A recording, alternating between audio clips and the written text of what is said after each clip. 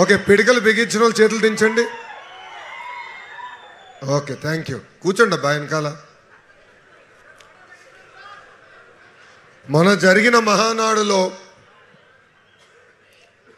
మారిన కాలానికి మన సిద్ధాంతాలు కూడా ముందలు తీసుకెళ్లాలని, దాంట్లో ప్రధానమైన సిద్ధాంతం కార్యకర్తలే మా అధినేత అని ప్రకటిస్తాం జరిగింది. ఆ సిద్ధాంతాన్ని నమ్ముకుని ఆర్నిసలు కార్యకర్తలకు అందుబాటులో ఉంటూ పనిచేస్తున్న గౌరవ శాసన సభ్యుడు మన స్వామి సురేందర్ బాబు గారికి నా హృదయపూర్వక నమస్కారాలు. అదేవిధంగా వేదికమైన పెద్దలందరూ కూడా పేరు పేరున నా నమస్కారాలు. భారతదేశంలో అనేక ప్రాంతీయ పార్టీలు ఉన్నాయి, కానీ కార్యకర్తలే నడిపించే పార్టీ ఒక తెలుగుదేశం పార్టీ. నేను ఎన్నో మార్లు అన్నా, విశ్వవిఖ్యాత నట సార్వభౌమ స్వర్గశ్రీ నందమూరి తారక రామారావు గారు ఏ ముహూర్తంలో పార్టీ స్థాపించారో తెలియదు, కానీ నాకు 1 కోటి మంది కుటుంబ సభ్యులు ఆయన ఇచ్చేస్తాం కూడా జరిగింది. నాకు అక్క చెల్లెలు లేరు, అన్న తమ్ముడు లేరు, కానీ 1 కోటి మంది తెలుగుదేశం పార్టీ కుటుంబ సభ్యులు నా ఒక్కడికి సొంతం. అసలు ఆ పసుపు జెండా చూసినా, ఆ పసుపు రంగు చూసినా మనకి ఎమోషనే. కార్యకర్తలు చూసి ఉత్సాహం తెచ్చుకున్న వ్యక్తి మీ లోకేష్. ఆనాడు పుంగనూరులో చూసాం, స్థానిక సంస్థల ఎన్నికలు జరుగుతుంటే ఎవరు, మన తాత అంజిరెడ్డి తాత బీఫామ్ పట్టుకుని వెళ్తుంటే వాళ్ళు వచ్చారు దాడి చేసేదానికి. మీసాలు మిలేసి తొడగొట్టి రా బిడ్డ రా అని చెప్పాడు. ఆ అంజిరెడ్డి తాతనే నాకు స్ఫూర్తి. ఇంకొక చెల్లమ్మ మంజులారెడ్డి గారు పల్నాడులో ఆమె బూత్లో కూర్చుంటే వైకాపా నాయకులు వచ్చి దాడి చేశారు. రక్తం గారుతున్నా కూడా చివరి ఓటు పోలైన తర్వాతనే హాస్పిటల్కి వెళ్ళిన మంజులారెడ్డి గారు నాకు స్ఫూర్తి. ఇంకొకైనా చెన్నుపాటి గాంధీ గారు విజయవాడలో పార్టీ ఆవిర్భావం నుంచి ఉన్న వ్యక్తి.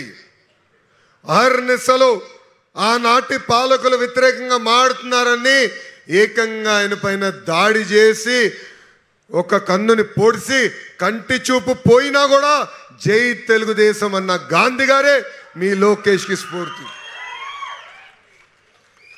అందుకే అధికారంలో ఉన్నా కూడా ఎన్ని పని ఒత్తిళ్ళు వచ్చినా మన జాతీయ అధ్యక్షుడు చంద్రబాబు నాయుడు గారు కానీ మీ లోకేష్ కానీ జిల్లాకి వచ్చినప్పుడు కార్యకర్తల్ని కలిసిన తర్వాతనే మేము ఏ కార్యక్రమాన్ని చేస్తాం జరుగుతుంది. కార్యకర్తల సంక్షేమం కోసం తెలుగుదేశం పార్టీ ఇప్పటికీ 135 కోట్ల రూపాయలు ఖర్చు పెడతాం జరిగింది. కార్యకర్తలు కలుస్తున్నా, కార్యకర్తల కుటుంబాలని కలుస్తున్నా, ఏకంగా పెట్టుబడులు తీసుకొచ్చేదానికి అనేక కంపెనీలు కూడా కలుస్తున్నాం. ఎంత కష్టపడినా తక్కువే, మీకు నేను ఎంత చేసినా తక్కువే. ఎందుకంటే 5 సంవత్సరాలు ఎత్తిన పసుపు జెండా దించకుండా, మడిమ తిప్పకుండా తెలుగుదేశం పార్టీకి మీరే కాపలా కాశారు. కార్యకర్తలందరూ విషయం కోరుతున్నా,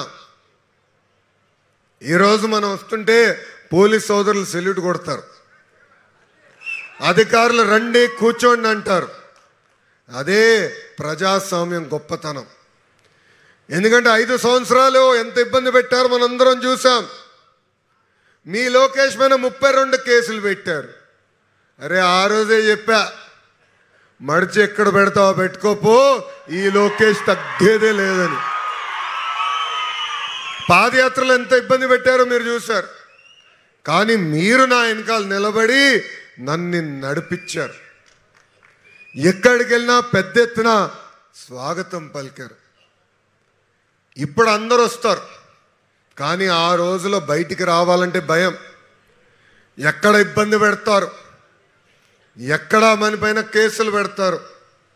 పక్కనే ఒక ఇల్లు ఉంది, చూసావా?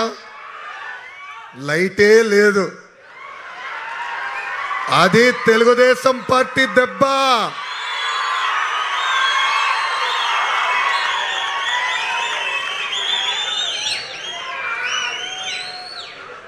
తెలుగుదేశం పార్టీ అంటే అనంతపురం, అనంతపురం అంటే తెలుగుదేశం పార్టీ.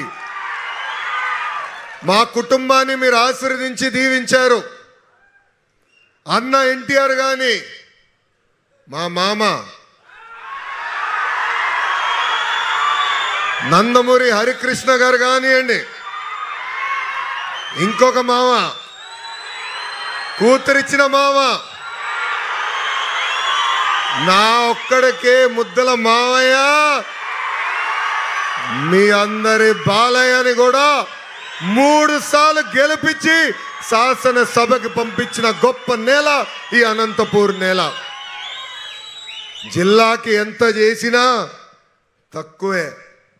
మొన్న మీరు 37,000 మెజార్టీతో సురేంద్రబాబు గారిని గెలిపించి శాసనసభకు పంపించారు. మొన్న జిల్లాలో కూడా సూపర్ హిట్ ఇచ్చారు. వైకాపా పార్టీకి అకౌంట్ కూడా స్టార్ట్ అవ్వకుండా చూసుకున్నారు మీరు.